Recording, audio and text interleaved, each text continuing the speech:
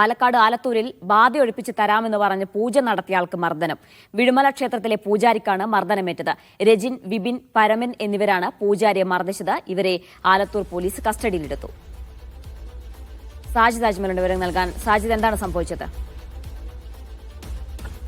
ജീന, ഈ ബാധ ഒഴിപ്പിച്ചു തരാം എന്ന് പറഞ്ഞ് പൂജ നടത്തിയിരുന്നു. എന്നാൽ ബാധ ഒഴിഞ്ഞില്ലെന്ന് പറഞ്ഞാണ് ഈ പൂജാരിയെ മർദ്ദിച്ചത്. ഈ വിഴുമല ക്ഷേത്രത്തിലെ പൂജാരിക്കാണ് മർദ്ദനം ഏറ്റത്. രജിൻ, വിപിൻ, പരമൻ എന്നിവരാണ് പൂജാരിയെ മർദ്ദിച്ചത്. ഇവരെ ആലത്തൂർ പോലീസ് കസ്റ്റഡിയിൽ എടുത്തിട്ടുണ്ട്. ഇന്ന് തന്നെ അറസ്റ്റ് ഉണ്ടാകുമെന്നാണ് അറിയുന്നത്. ഈ പൂജാരിയായ സുരേഷ് ഒരു പ്രാർത്ഥനാലയം നടത്തി വരുന്നുണ്ട്.